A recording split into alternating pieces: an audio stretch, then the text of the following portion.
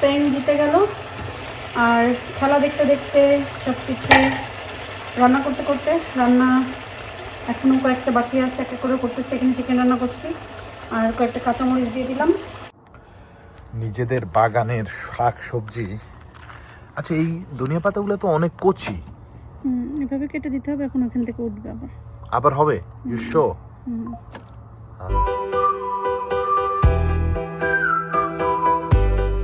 আসসালামু আলাইকুম।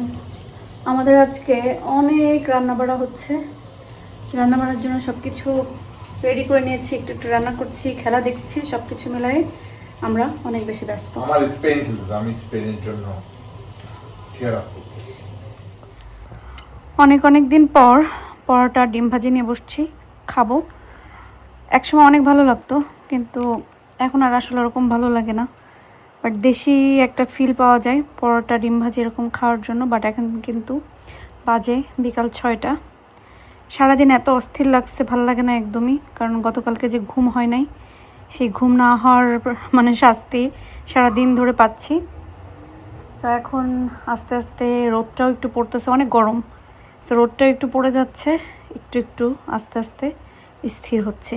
সো এই যে ডিম ভাজি আর পরোটা রান্না করব।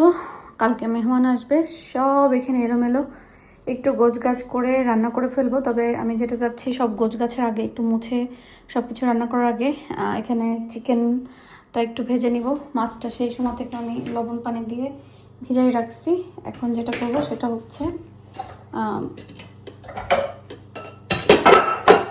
চিকেনটা ভেজে নিব আর কি।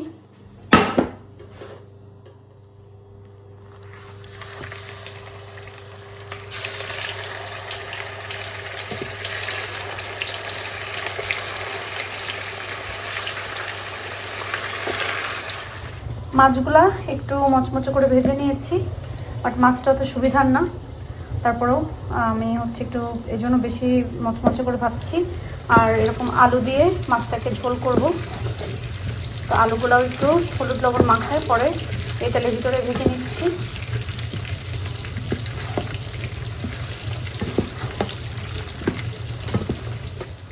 নিজেদের বাগানের শাক সবজি। আচ্ছা, এই ধনিয়া পাতাগুলো তো অনেক কচি। এভাবে কেটে দিতে হবে, এখন ওখান থেকে উঠবে আবার আবার হবে। You show? আচ্ছা, আমি কিন্তু শিওর না যে এত কচি ধনিয়া পাতা খাওয়ার পরে ওখান থেকে আবার উঠবে। এটা আমি কিন্তু শিওর না। আমি একবার খাইতে পারতেছি, এটাই তো অনেক। অনেক এত ইনভেস্ট করে একবার খাবা, এটা হইলো? আর লাল শাকগুলো বেশি ঘন হয়ে গেল না? এগুলো বৃদ্ধি মানে বড় হইতে সমস্যা হবে। তাও তো উঠছে। লাস্ট টাইম যে নিজে দেওয়া ছিল, মানে কোনো তো হুদিসই ছিল না। উঠছে, বাট মানে ছেঁড়ায় বেড়ায় উঠছে আর কি। ফ্লেভার আছে, ফ্লেভার বের হচ্ছে কি ধনিয়ার। বাট আজকে এগুলো সৌন্দর্য নষ্ট হয়ে যাবে, এগুলো ওই যে চুল কাটার মতো। ওকে, তো আমি এগুলো কাটি। কাটা কাটা বাগানের তাজা ধনিয়া পাতা, অ্যাটলিস্ট এই টুকটাক জিনিস এগুলো খাইতে পারলে এটা একটা মেন্টাল স্যাটিসফ্যাকশন। নিজের হাতে লাগানো ধনিয়া পাতা। লাল শাক বড় হচ্ছে, বাট বেশি ঘন হয়ে গেছে আমার মনে হচ্ছে আর কি। মাছ দিয়ে আলু দিয়ে রান্না করবো। যেটা দিয়ে ভাজাভুজি করছি এই মাত্র খেয়াল করলাম, আমি ওইটা দিয়েই তরকারি নাড়তেছি, মাথায় কাজ করতেছে না। আলুগুলো আগে দিয়ে দিই, আসলে সব কিছু একসাথেই দিয়ে দিই, কারণ আলু তো সেদ্ধ হয়েই গেছে। আমি সময় ধরে ভাবছি জাস্ট একসাথে দিয়ে পুরাটা মাথায় বসায় নিই।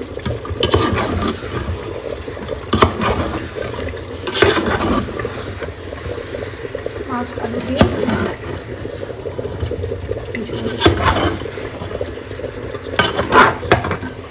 স্পেন জিতে গেল।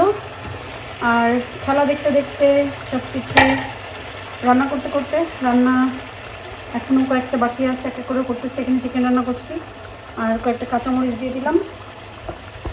আয়া দাহিল যখন ছোট ছিল, মানে আমি যখন প্রথম রান্না শিখতেছি একটু একটু করে, তখন চিকেন এইভাবে রান্না করতাম।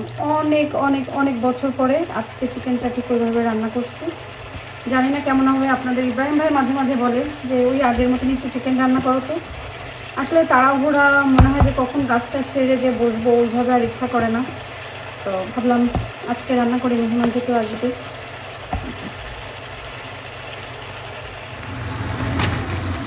রান্নাবাড়া চলে, রান্নাবাড়া প্রায় শেষের দিকে।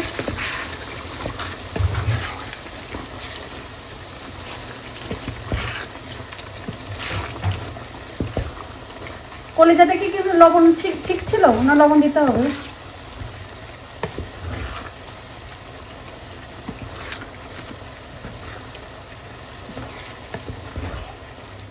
আলহামদুলিল্লাহ রান্না শেষ করে ফেলছি। এখানে এগুলো আছে, আরও আছে এদিকে। তো এটা একটু খোলাই রাখি, কারণ সব কিছু অনেক বেশি গরম, আর গরমে রাখলে বেশি নষ্ট হয়ে যাবে। সো লিডগুলো হালকা একটু খুলে দিয়ে রাখি। জেগে তো আছেই। আমি শুধুমাত্র রান্না করার জন্য ওয়াশ করতে দিছি যে জামা, সেই জামা পরে রান্না করতে আসছি, কারণ কাপড় চোপড়ে এত বেশি বাজে গন্ধ ওঠে। ভালো কাপড় যেটা যা ময়লাও না, সেই কাপড়টা খামাখা ওয়াশ করা হয়। এই জন্য ভাবলাম যে যেটা ওয়াশে দিব সেটা পরেই আমি রান্না করতে চলে আসি। এখন যাব শাওয়ার করে, যে জামা পরা ছিল সেটাই পরে ফেলবো। এরকম কে কে করেন বলেন? রান্নার জন্য আলাদা কাপড় চোপড় আছে। বিশেষ করে বিদেশ বাড়িতে আমার কাছে মনে হয় কাপড়ের গন্ধটা খুব বেশি ওঠে। এই সাইডেও কাজ শেষ, এখন একটু গার্ডেনে যাব, কিছু জিনিস আসতে এগুলো উঠাই নিয়ে আসতে। আমার এখন হচ্ছে রান্নাঘরে তো কাজ টাজ সব শেষ হয়ে গেছে, কিন্তু দুইটা প্যারাসিটামল না খেলে আমি আসলে ঘুমাইতে পারবো না। প্রচণ্ড পা ব্যথা করতেছে,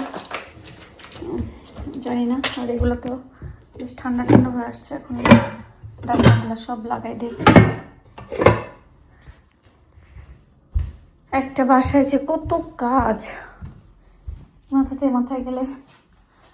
আজকে এটাতে আমি ফাইনালি হচ্ছে লবণ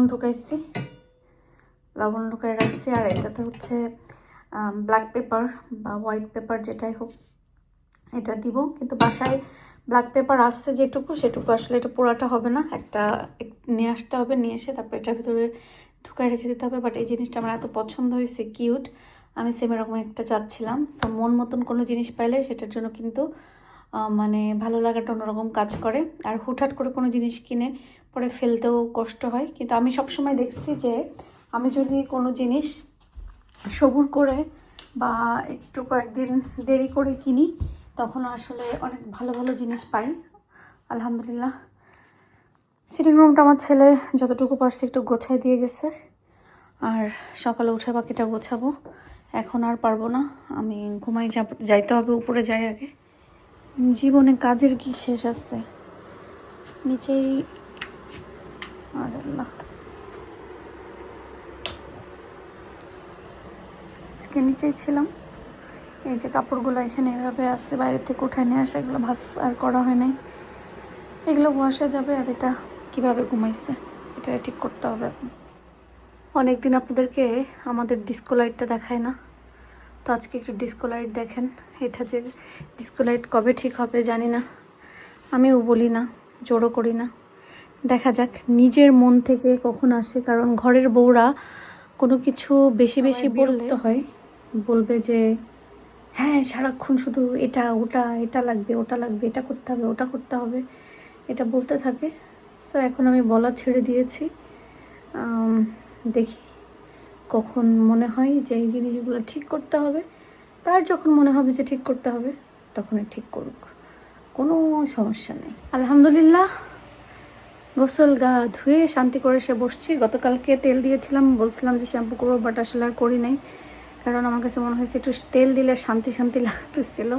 আর শীতকালে তো আসলে তেল দিয়ে থাকা যায় না, চুলগুলো একদম মানে এরকম জমে জমে যায় নারকেল তেলটা। গরমকাল আসলে চুলে তেল দিয়ে বেশ শান্তি লাগে। সো তেল দিয়েছি, ভাবলাম তেল আলাই থাক, শ্যাম্পু করে ফেলবো কালকে ইনশাল্লাহ। যাই হোক, সবাই আজকের মতন ভালো থাকেন, সুস্থ থাকেন। রান্নাবান্না করে এসে এখন একটু টায়ার্ড লাগতেছে, আমি বেডে চিত হয়ে শুয়ে একটু ফোন টোন দেখবো। সারাদিন ফোনে ছিলাম না, কোথায় কি ঘটেছে, কে কে ফোন দিয়েছে, কে কে মেসেজ দিয়েছে, সেগুলো সব এখন চেক করব। ফোনে আসলে সারাদিন ওইভাবে থাকা হয় না ব্যস্ততার জন্য। রাতে যখন বেডে আসি সময় পেলে সাথে সাথে চেক করি, আর না হলে তো সেটাও করা হয় না, কারণ এখন নতুন করে ডিউটি একটা অ্যাড হয়েছে আমার, সেটা হচ্ছে সকালে ঘুম থেকে ওঠো আইলকে নিয়ে স্কুলে যাও। সো এটার জন্য সকাল সকাল ঘুমাই যায়, আবার সকাল সকাল উঠি। অনেক কথা বলে ফেলছি, এখন আর বলবো না। সবাই ভালো থাকেন, সুস্থ থাকেন, নিরাপদে থাকেন, আমাদের জন্য দোয়া করবেন। আল্লাহ যেন আমাদেরকে ভালো রাখে, সুস্থ রাখে এবং নিরাপদে রাখে। আল্লাহ হাফেজ।